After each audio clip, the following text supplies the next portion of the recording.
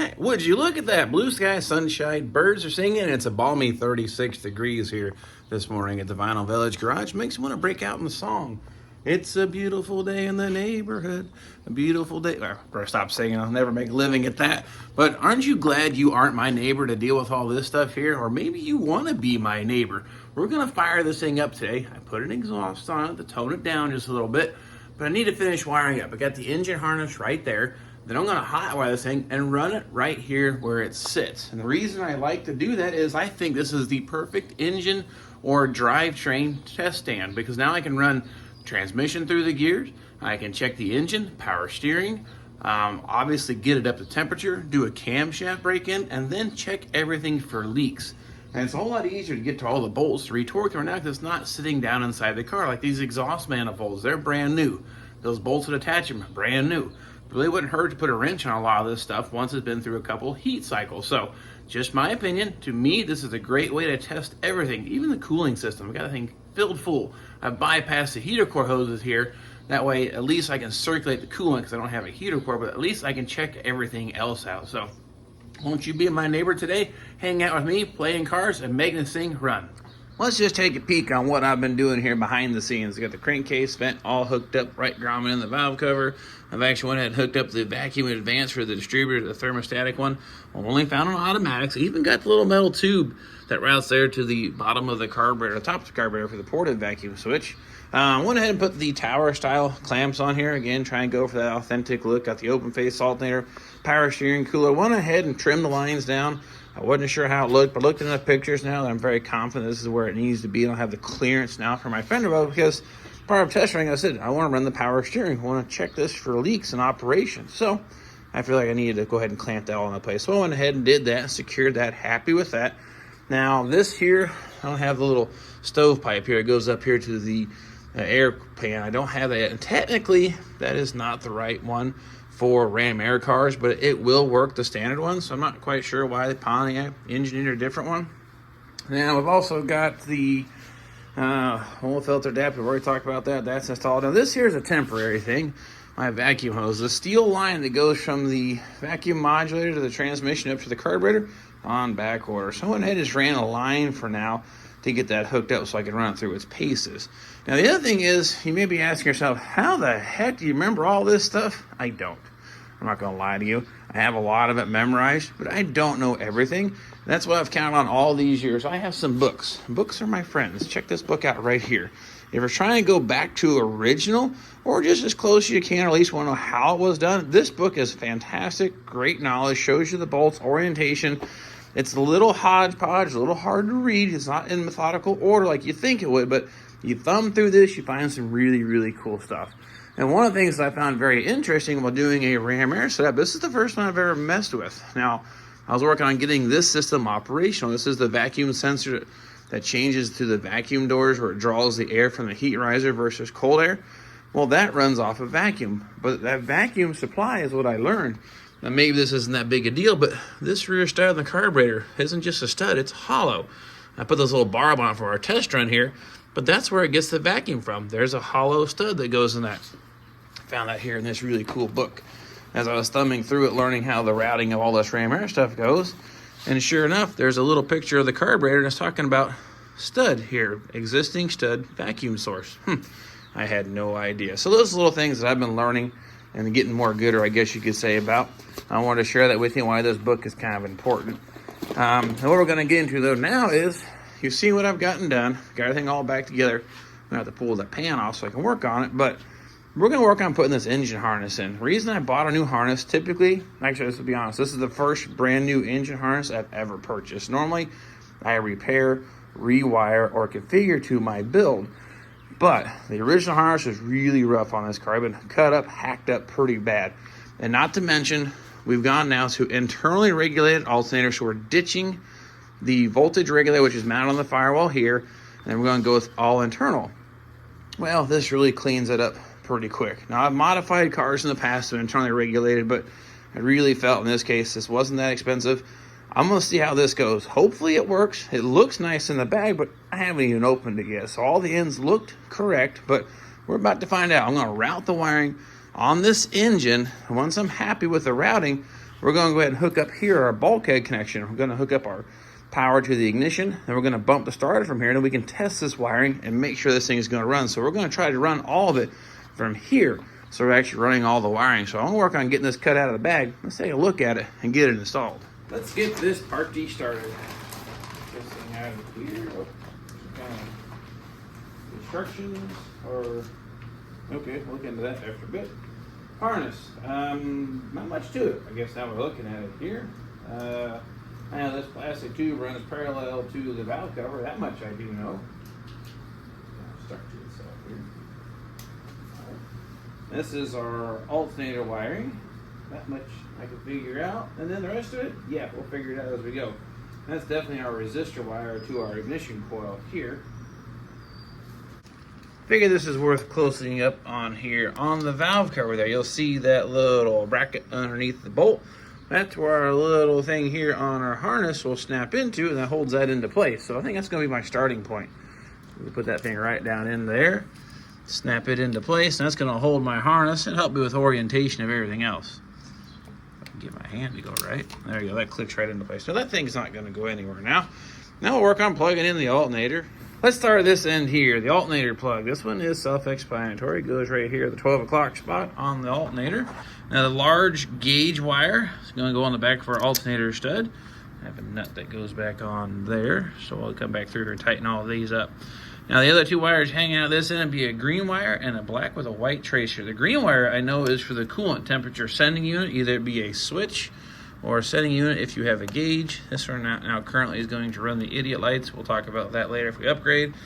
This one, on the other hand, I can't say that I 100% know. Black and white up here at the front.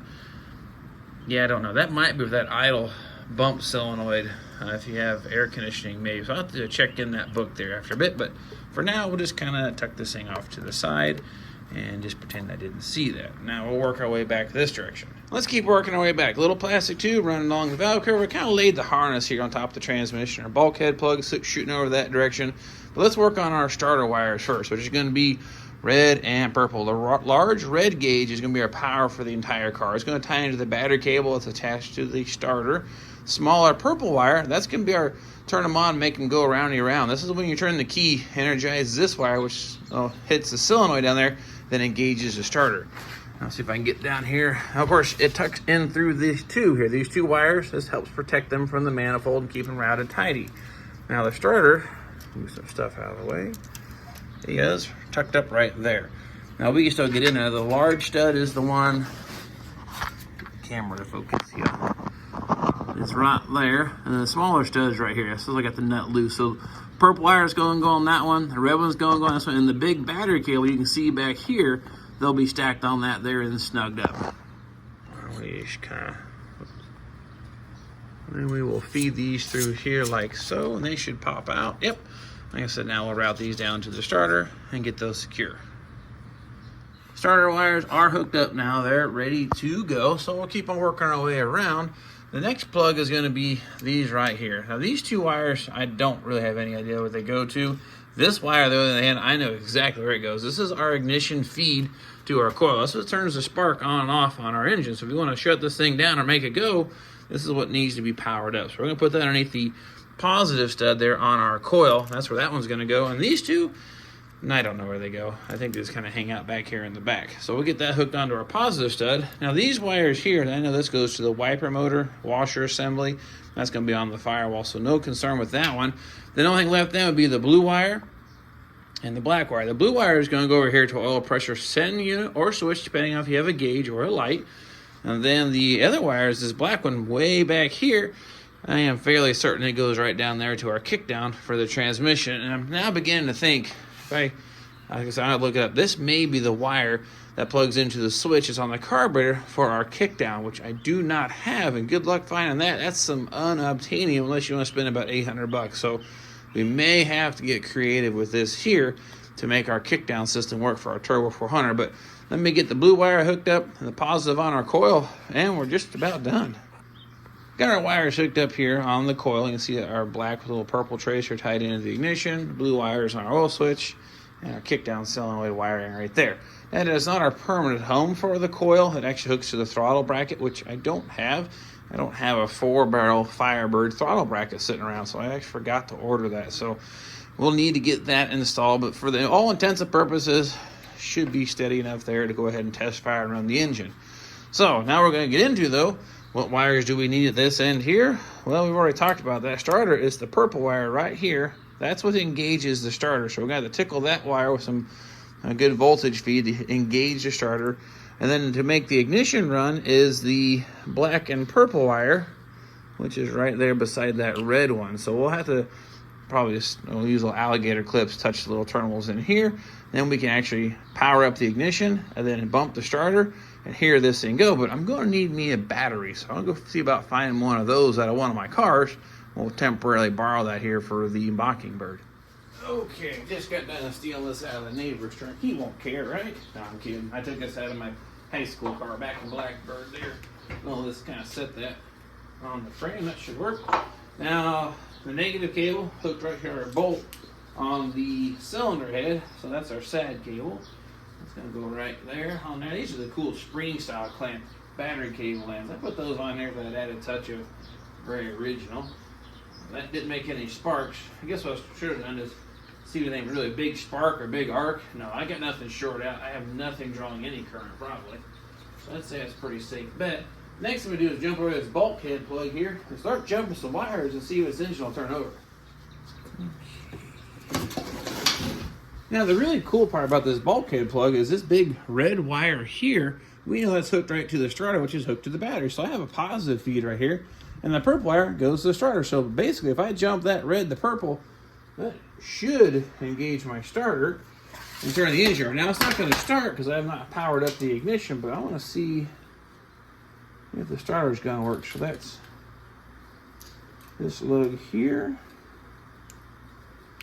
And then I'll take the other red wire and I'll touch the purple one, and the engine should crank over in theory. Turns over, that thing sounds awful. I'm going to need some starter shims. That's too tight.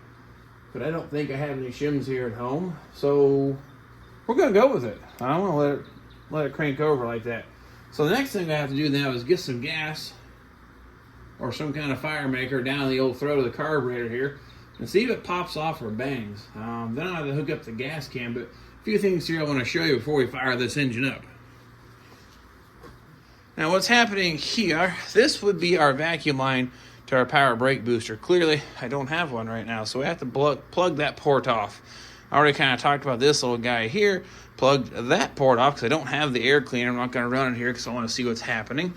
And then I've got a little vacuum port.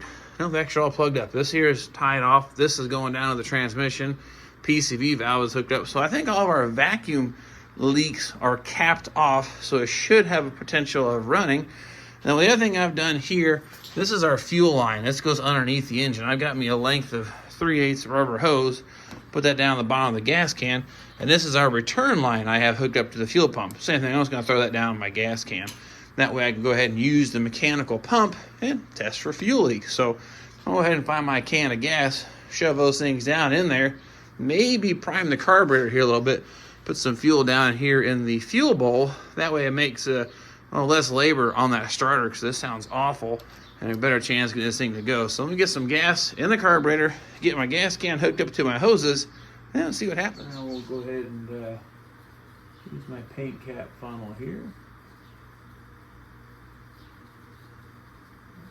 What this does is kind of fill up that fuel bowl in the carburetor.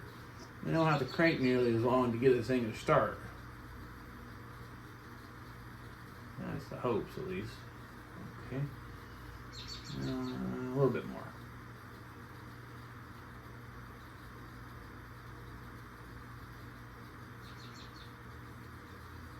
Alright, that's something to put down in there. Now, hook up my gas can. So I got some fire starter down there in the carburetor. Got my gas can here.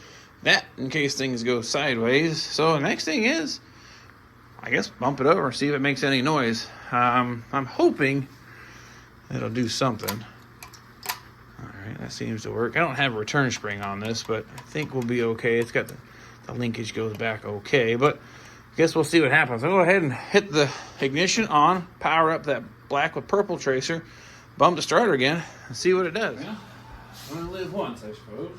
Now what we're gonna do, the black wires on my test leads, that's gonna be my ignition on off. I'm gonna tie that into this red wire. No, actually I'll tie it into here. Okay, actually they're side by side, the terminals. I can just hook them like that. Now at this point my ignition should be on. Let's bump the starter over. Okay, that was easier than I thought it was going to be.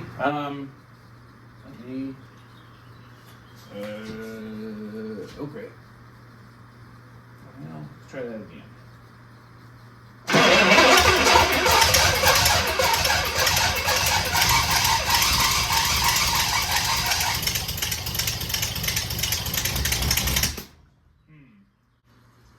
Well, it's making noise and a little bit of smoke.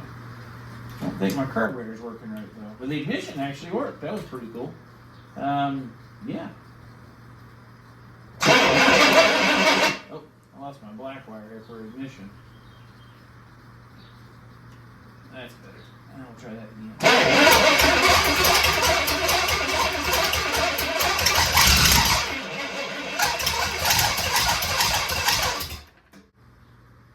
I'll dance the time in this goes.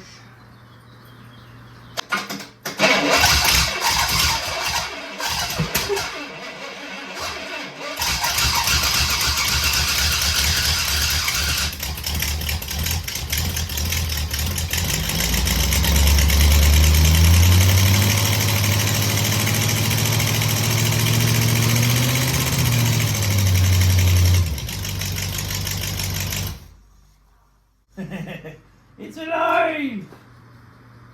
Ugh, stinky. Well, I shut it off. Of course, you see it smoking now. I have this weird, as sad and unfortunate it is, but check this out here. See this rust and crud building up? Look right here. My exhaust crossover gasket or something has malfunctioned. So, yeah, that's not good. I think obviously some rust in the intake or something with that crossover and blew it out. That's what I'm seeing here, the little particles. But that means I have to take the intake back off the beast here. Part of the reason why, I guess you could say, you test run. Now, I need to go ahead and run it and break in the camshaft. I just shut it down because I was starting to get bombarded by those little speckles of dirt. I wasn't quite sure what was going on, but I think I know what the problem was now. So, trying to make the decision. Go ahead and run it and break in the camshaft and then pull the intake off. I'm not quite sure what harm will happen if I continue to run with that leaking there, but you can see it's all discolored. This side here, all bright blue and pretty. This side, black and charred and looks sad. It's going to ruin my paint job. I'm a little bit sad about that, but again, that's why we test run these things, go through some heat cycles, and discover any issues that we may have. So I may give this thing a once over. That's about all that I'm seeing. Look at blue rust clear up to here. So there must have been quite a bit of crud in that crossover, that intake. So carburetor seems to be working okay. Exhaust not too loud. So let me do some thinking here. I'll come up with a decision whether to run it or fix it. Well, I decided to go ahead and run it until, of course, this is all the fun. See this little heater hose here going up to the front? I could watch it start pulsing as I was holding this thing at about 2,000 RPMs. That was percolating. That was bubbling. That's not good. And it started to push some coolant out of the overflow. So I kicked the bucket underneath it, but as you can tell, I've lost some coolant. I'm overheating. That's not good. Doing some checking on it here. The upper radiator hose, actually still pretty warm to the touch. Very, very hot. That hose, hot from front to back. Hose is hot here till it gets to the radiator. So I'm like, well, I was definitely tells me my thermostat is opening and at least allowing the coolant to go back to the radiator. So I come down here to the radiator, start feeling around. Definitely hot up here in the top corner, warm, cooler, almost kind of cold, not warm whatsoever. Now that is normal for the top corner to be hotter than the rest of the radiator, but typically 20, 30 degree difference. I can actually put my hand on it here and it's not bad. Up here though, no, really hot.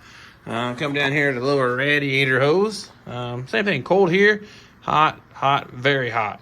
I've got a coolant circulation problem. So this is all the fun of breaking in an engine and playing with the puzzle. So I believe with that much information, I've got something wrong with that water pump. Even though I set the gap, did all the things I'm supposed to do, it is not moving coolant very well. So I've got a problem even now with the water pump. I got about 5 minutes on the break-in on that camshaft, so I still need to get about 15 more minutes.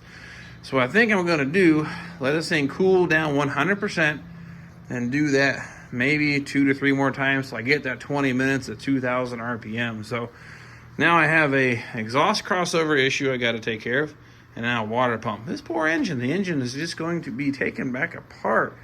Well, anyway, you get the idea why we're doing this, things we need to check out and keep an eye on. But problem number 2, crossover and water pump issue. Well, the getting hot issue did not get any better yet, but I'm kind of wondering now, does the transmission even work? So it's one of those things, I got about 15 minutes of break-in time on that camshaft between running it, went and cut the grass, running it, went and found something to eat, sat down and watched a movie.